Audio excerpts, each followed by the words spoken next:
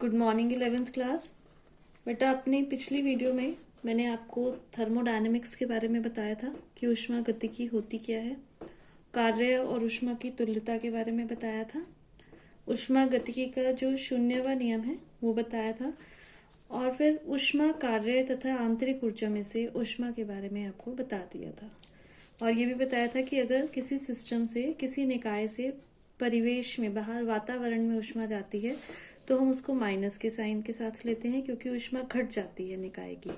और अगर सराउंडिंग से, बाहर वातावरण से सिस्टम को ऊष्मा मिलती है तो ऊष्मा बढ़ जाती है, तो उसको हम लेते हैं प्लस के साइन के साथ। अब नेक्स्ट टॉपिक है कार्य।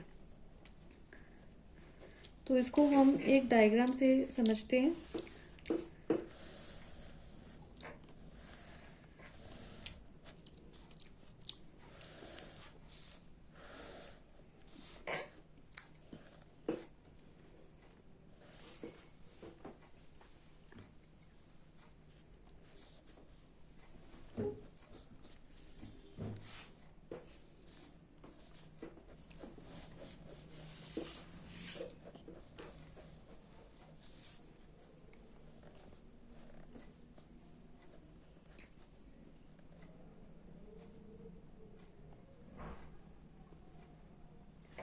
तो एक ये सिलेंडर है। सिलेंडर में एक ये पिस्टन लगी हुई है, पिस्टन जिसको हम मूव कर सकते हैं, और इसके अंदर गैस भरी हुई है। ठीक है। पिस्टन पर ये कुछ बाट रखे हुए हैं, छोटे छोटे जैसे दिखाए हुए, वेट दिखाए हुए हैं। और ये जो सिलेंडर की तली है ये बनी हुई है ऊष्मा चालक पदार्थ से। ये तली ऊष्मा चालक मतलब जिसमें से ऊष्मा का आदान प्रदान हो सकता है। तो ऊष्मा सिलेंडर के भीतर जा सकती है, सिलेंडर के अंदर जा सकती है, या फिर सिलेंडर से बाहर भी आ सकती है। अब अगर हम इस जो पिस्टन है, पिस्टन पर से बाट उठा लें, कुछ बाट को हम उठा लें, तो क्या होगा? गैस फैलेगी। इसका मतलब गैस क्या करेगी? ये जो पिस्टन रखा है इसके विरुद्ध कुछ कार्य करेगी, मतलब ये एक्सपेंड हो जाएगी इस तरीके से। इसमें विस्थापन हो जाएगा। सपोज ds का विस्थापन हुआ। और अगर हम दो बाट रखे हुए हैं, एक और बाट यहाँ पर मैं रख दूं, तो क्या होगा? बाट उठाने पर जैसे ही गैस फैल रही है, बाट रखने पर गैस संपीड़ित होगी, कॉन्ट्रैक्शन होगा उसमें। तो उस टाइम क्या होगा? इस टाइम पिस्टन द्वारा गैस पर कार्य होगा। अगर बाट हम उठाते हैं, गैस फैलती है तो गैस कार्य करती है। और अगर हम बाट और रख देते हैं, गैस संकुचित होती है, तो उस टाइम क्या होता है? पिस्टन द्वारा गैस पर कार्य किया जाएगा। तो हमने ये माना कि ये जो गैस इसमें भरी हुई है, इसका जो दाब है, प्रारंभिक दाब, वो है P। और ये जो पिस्टन है, इसका अनुप्रस्थ काट का जो क्षेत्रफल है वो है A। तो जो पिस्टन पर लगने वाला बल है, क्योंकि हम गैस की बात कर रहे हैं, तो बल बराबर हो जाएगा P इंटू A, दाब इंटू क्षेत्रफल। क्योंकि आपको पता है कि P is equal to F/A होता है, तरल दाब में आप पढ़ चुके हैं। तो ये तरल ही है, द्रव और गैस दोनों को तरल नियम लेते हैं। तो बल बराबर हो गया P इंटू A। और हमने माना कि हमने यहाँ से एक पिस्टन उठाया, पिस्टन उठाने से गैस फैली, ऊपर की तरफ गई, और जो गैस है उसके आयतन में तो dV की वृद्धि हो गई, और ये जो विस्थापन है वो हो गया ds। तो जो इस टाइम गैस द्वारा किया गया कार्य होगा, दोनों में डिफरेंस है। अगर हम बाट उठाएंगे तो गैस द्वारा कार्य किया जाएगा, और अगर हम और बाट रख देंगे तो गैस पर कार्य किया जाएगा। तो इस टाइम गैस द्वारा जो किया गया कार्य होगा, कार्य बराबर क्या होता है? कार्य बराबर होता है बल गुणा विस्थापन। कार्य dW is equal to F into ds। और F का मान क्या है? P A into ds। और A ds जो है ये क्या हो जाएगा? ये हो जाएगा ये क्षेत्रफल, ये विस्थापन, तो ये मिलके हो जाएगा आयतन में वृद्धि। It means dW is equal to P into dV, दाब और साथ में आयतन में वृद्धि। या फिर हम इसे इस अगर इंटीग्रल फॉर्म में लिखें तो इस तरीके से लिखेंगे। ये तो सूक्ष्म कार्य है, अगर हमें पूरे प्रोसेस का कार्य निकालना हुआ, integral of D W is equal to integral of P D V, और जिसका इंटीग्रल करते हैं, जैसे हम यहाँ आयतन का इंटीग्रल कर रहे हैं, तो आयतन का लिमिट रखनी होगी, दैट इज v1 से v2। तो जो रिजल्ट आएगा निकल के वो आएगा w is equal to p upper limit minus lower limit v2 minus v1। w जो है वो किसके बराबर होती है, p v2 माइनस v1। अब एक चीज आपको यहाँ ध्यान देनी है कि dw आया p इंटू टीवी।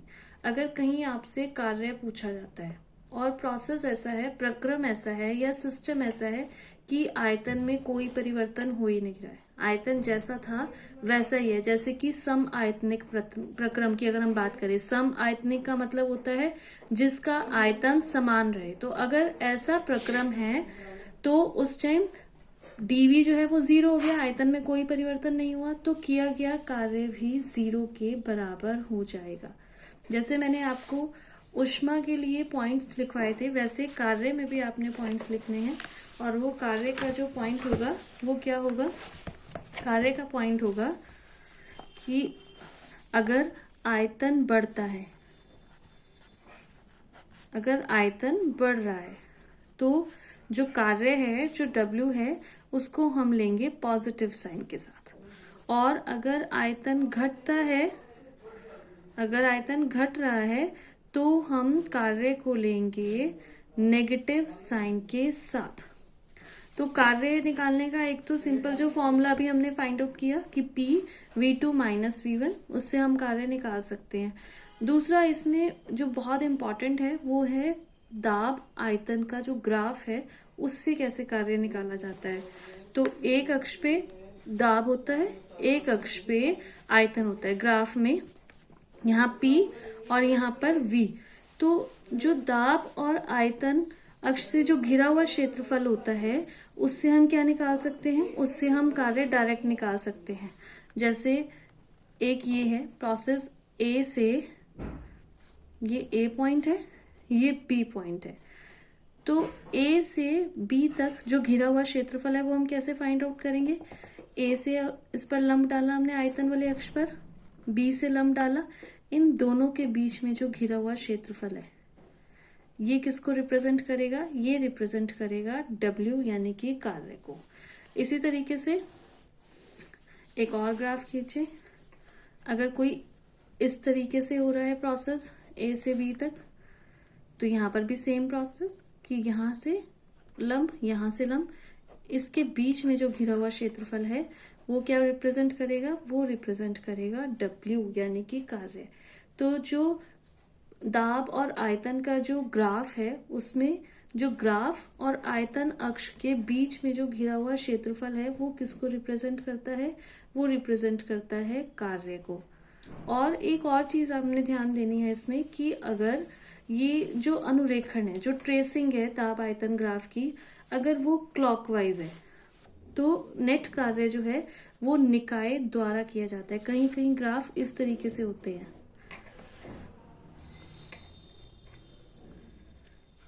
इधर P और यहाँ पर V, पहले A से B तक गया कोई सिस्टम ऐसे, और फिर B से A की तरफ आया, तो यहाँ पर जो ट्रेसिंग है वो कैसी है, ऐसी। ये कौन सी डायरेक्शन हुई, ये हुई क्लॉकवाइज, घड़ी इसी तरीके से चलती है ना। तो इस टाइम जो कार्य होगा वो क्या होगा, यहाँ कार्य होगा निकाय द्वारा, सिस्टम द्वारा कार्य किया जाएगा इस कंडीशन में। और एक ग्राफ हम एक और बनाते हैं, ये V, ये P। अब जो सिस्टम है A से B, इस बार पहले सपोज B से A की तरफ किया ऐसे, और फिर A से B ऐसे, तो अब कैसी ट्रेसिंग है, ये है एंटी क्लॉकवाइज, उल्टी डायरेक्शन में चल रही है। तो इस टाइम जो कार्य है वो निकाय पर किया जाएगा। एक बार फिर से रिपीट मैं कर रही हूँ, कार्य के पॉइंट्स बहुत इंपॉर्टेंट है क्योंकि इस पे बेस्ड न्यूमेरिकल भी जरूर आ जाता है। अगर आयतन बढ़ रहा है तो कार्य पॉजिटिव, अगर आयतन घट रहा है तो कार्य नेगेटिव। और अगर जो दाब आयतन ग्राफ है इसकी ट्रेसिंग क्लॉकवाइज है, इस तरीके से है, तो निकाय द्वारा किया जाता है कार्य।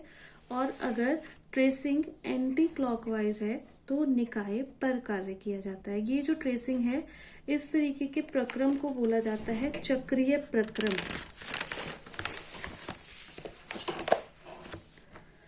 चक्रीय प्रक्रम, एक चक्र बना होता है, जैसे चक्कर होता है वो होता है ना, तो इसको साइक्लिक प्रोसेस बोला जाता है। अब ये चक्रीय प्रक्रम होता क्या है? चक्रीय प्रक्रम, अगर कोई सिस्टम विभिन्न अवस्थाओं से गुजरता हुआ अपनी प्रारंभिक अवस्था में लौट आता है तो हम उसे क्या कहते हैं? चक्रीय प्रक्रम। जैसे कि अभी हमने देखा, ये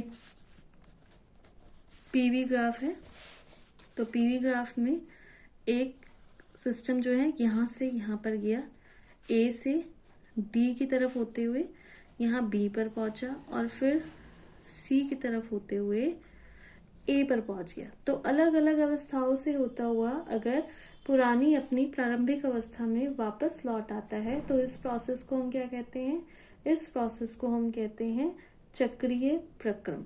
तो यहाँ पर जो कार्य है वो हम कैसे निकालेंगे? पहले इसके लिए कार्य, ए से बी तक जाने के लिए कार्य, ये पूरा जो ग्राफ है इसको फाइंड आउट कर लेंगे। फिर उसके बाद बी से सी तक जाने के लिए कार्य, ये इसको फाइंड आउट कर लेंगे। तो हमने देखा कि ये वाला जो कार्य है, ए से बी तक जो जाने में कार्य है वो ज़्यादा है, बी से ए की तरफ जाने में कार्य जो है वो बड़ा कम है। तो इन दोनों को माइनस करके W फाइंड आउट किया जाता है। बाकी जब इसके न्यूमेरिकल्स करेंगे तो आपको और ज़्यादा क्लियर हो जाएगा। तो हम लोग मैंने आपको कहा था कि जो ऊष्मागतिकी का प्रथम नियम है उसके लिए हमें 3 चीज़ें पता होना चाहिए, ऊष्मा, कार्य और थर्ड टर्म जो है वो क्या है? आंतरिक ऊर्जा। तो अब हम आंतरिक ऊर्जा के बारे में पढ़ते हैं कि आंतरिक ऊर्जा क्या होती है। आंतरिक ऊर्जा बिल्कुल सिंपल, हमें पता है कि हर एक सिस्टम जो है, यहाँ अगर हम एक सिंपल गैस की भी बात करें तो वो भी एक सिस्टम ही है। तो प्रत्येक निकाय असंख्य बहुत सारे अणुओं से मिलकर बना होता है। तो आंतरिक ऊर्जा क्या होती है? ये जो अणु हैं जिनसे मिलकर कोई सिस्टम बना है उसकी स्थितिज ऊर्जा और गतिज ऊर्जा के योग को आंतरिक ऊर्जा कहा जाता है। और इसको हम रिप्रेजेंट करते हैं किससे? U से। और सबसे इम्पॉर्टेंट जो चीज़ है इसमें साथ में ये क्वेश्चन आता है कि आंतरिक ऊर्जा को अद्वितीय फलन क्यों कहा जाता है? अद्वितीय फलन क्यों कहा जाता है? अद्वितीय का मतलब होता है यूनिक। यूनिक फंक्शन क्यों कहा जाता है इसको, आंतरिक ऊर्जा को? तो इसको यूनिक फंक्शन इसलिए कहा जाता है क्योंकि ये निकाय की अवस्था पर निर्भर करती है। इस चीज पर डिपेंड नहीं करती कि ये अवस्था किस तरीके से प्राप्त की गई है। सपोज ए से कोई भी एक सिस्टम है जिसकी प्रारंभिक अवस्था ए है और जो अंतिम अवस्था है वो है बी। अब ए से बी तक जाने का एक ये रास्ता है, सपोज ये है नंबर 1 रास्ता, एक रास्ता ये है नंबर 2, एक ये है नंबर 3, एक ये है नंबर 4। तो माना ये जो ए से बी तक जा रहे हैं, पहली अवस्था की अगर हम बात करें तो हमने ये माना कि पहली अवस्था में जो सिस्टम है उसने ऊष्मा ली Q1 और कार्य किया W1। तो फर्स्ट के लिए हम फाइंड आउट करेंगे Q1 माइनस W1। फिर इसी तरीके से गैस को या सिस्टम को दोबारा से ये पॉइंट पर ले गए। अब दूसरे प्रोसेस से हमने देखा Q2 minus W2 find out किया, फिर तीसरे से फाइंड आउट किया, फिर चौथे से फाइंड आउट किया और ये पाया गया कि Q1 minus W1 is equal to Q2 minus W2 is equal to Q3 minus W3 is equal to Q4 minus W4।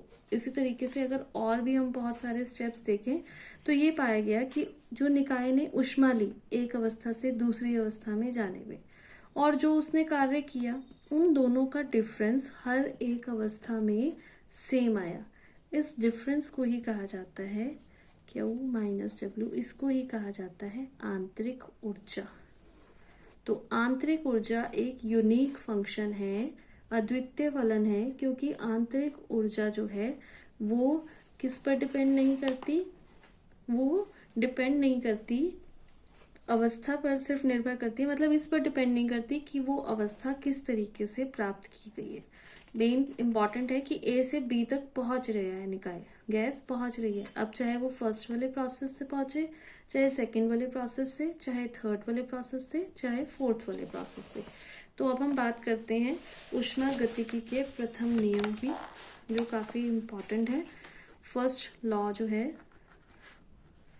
तो फर्स्ट लॉ जो है वो ये कहता है कि अगर हम किसी निकाय को, किसी सिस्टम को Q ऊष्मा दें तो उस ऊष्मा का कुछ भाग निकाय की आंतरिक ऊर्जा में वृद्धि करने में तथा कुछ भाग निकाय द्वारा कार्य करने में खर्च होता है। किसी भी निकाय को, गैस को दी गई ऊष्मा जो है वो किस में व्यय होती है, निकाय की आंतरिक ऊर्जा में वृद्धि करने में, और दूसरा निकाय द्वारा किए गए कार्य करने में व्यय होती है। इसको हम इस तरीके से भी लिख सकते हैं, delta U is equal to Q minus W।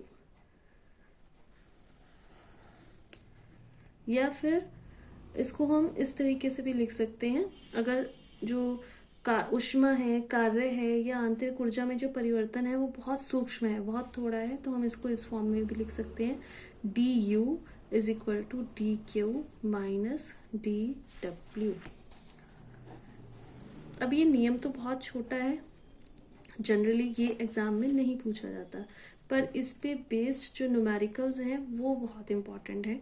और जब हम इसका न्यूमेरिकल करेंगे तो जो इम्पॉर्टेंट बात ध्यान रखने वाली है वो ये कि जब भी हम न्यूमेरिकल करें तो U, Q, W तीनों के मात्रक एक जैसे ही होने चाहिए। सपोज आप U को जूल में ले रहे हो तो Q और W को भी आप जूल में लोगे। अगर एक आप चीज कैलोरी में ले रहे हो तो तीनों ही कैलोरी में लोगे, ठीक है। बाकी जो मैंने आपको ऊष्मा के लिए पॉइंट्स बताए कि कब ऊष्मा पॉजिटिव होगी, जब निकाय द्वारा ली गई है तब ऊष्मा पॉजिटिव होगी, जब निकाय द्वारा दी गई है तो ऊष्मा नेगेटिव होगी। इसी तरीके से जब कार्य सिस्टम द्वारा किया गया है तो कार्य पॉजिटिव होगा, जब सिस्टम द्वारा कार्य जब सिस्टम पर किया गया है तो कार्य नेगेटिव होगा। तो साइन का, मात्रक का बहुत ज्यादा ध्यान रखना है इस न्यूमेरिकल्स में।